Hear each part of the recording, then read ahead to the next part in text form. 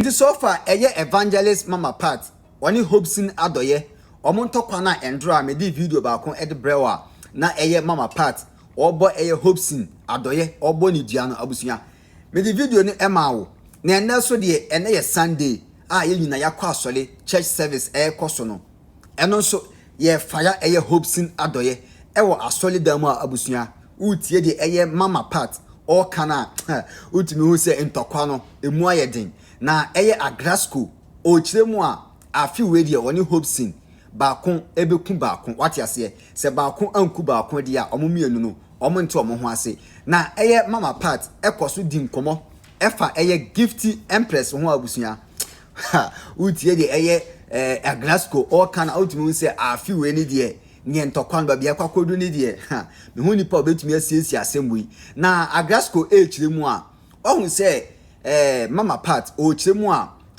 Gifty Empress wakwakoye ni body no wate ase enti asabi wo ho a ontumi nsaye agwaja bi wo ho a ontumi ensaye enti mama part ono so chire no sede natural body etumi esa ni nyina wa solid amu abusua ntokwa no ano eden wo de yenhwe de mama part ono so osa chire Gifty Empress sede wakwakoye ni body no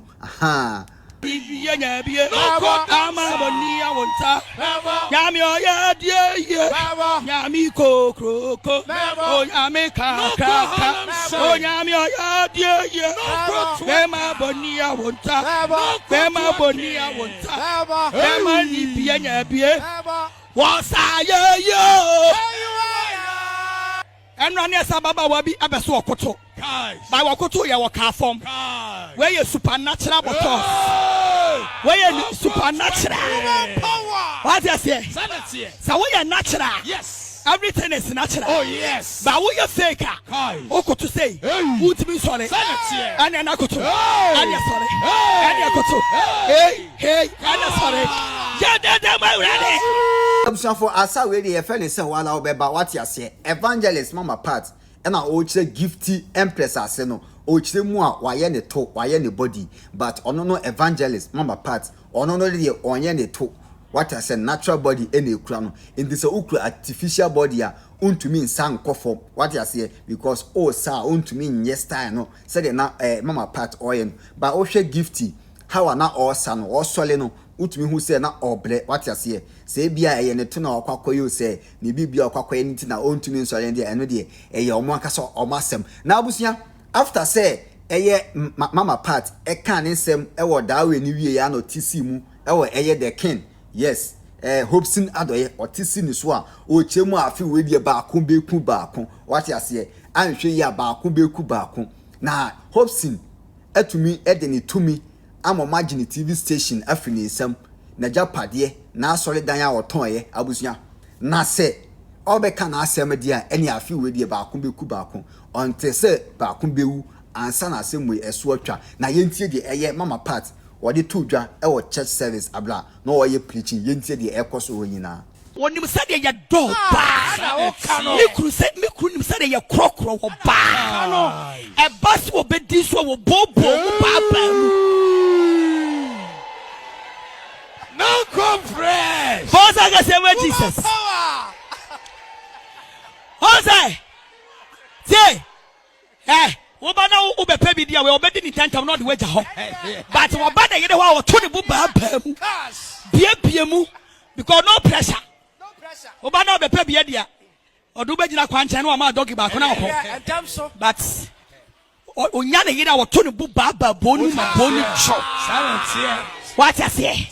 A Bible mu Deuteronomy to Genesis. What you say? Now abomo dia the most pomana bon fifi. Amen. Amen. Share. Guys. Me tell me kuru prophet into Asiama.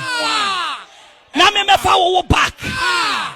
Anka Jimmy. Akame ya de. Akame ya kwasia. Boss, I'm going to say my yes.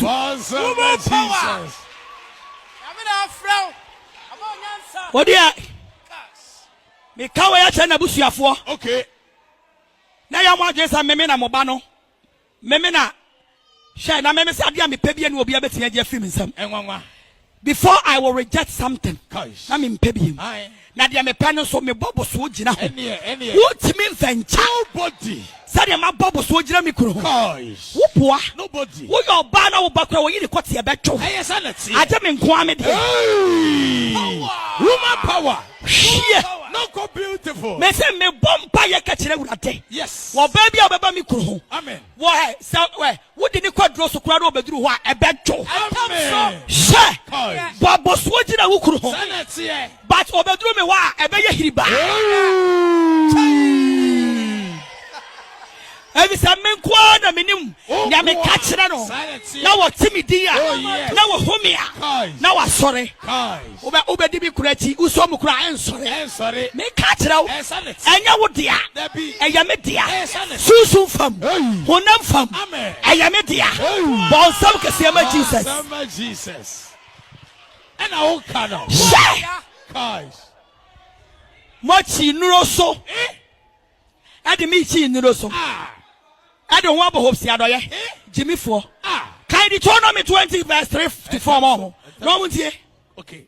Deuteronomy 20 verse number 3 to 4. What's in your fufro be coming? And yam for be coming home. And coming home. And your honey biara. And your honey biara see Adorye. See how way or there will join.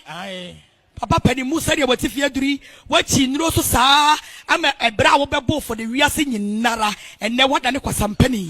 And I'll tell radio so and I'll can some NDC for NDC MPP I will get MPP and what than betrayer who call NDC penny for her. No I could see a woman some Robber catch MPP for who call MPP for her. Not what for her. Robber catch NDC for hear me or penny be a would hear me. Say Hopeson Adorye. Nana Akufo-Addo to me the whole Ghana airport. Eye the whole national security boss. Ama wo begina bonti di na temwa.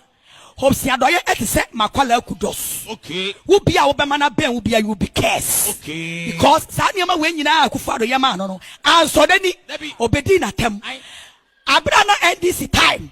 Omo ye niam bebre ma Hopeson Adorye. Okay. Edan ye omo de ma ni nyina na waton. Okay. Waton.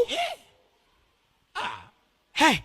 Me say no serious political party will receive that useless man called Hopeson Adorye. Bon some can say my yes. Oh, so much Jesus. With your my Ghana no, and now we are metal wheelchair. We are metal. Me do be call adroso. Me do what them. Okay. Me try me property so. Gosh. Ada me dey want me do wheelchair ni be man. Woman power. Oh say Ghana oh. Aya yem penny for the binya analysis kakra. Obi so our powers.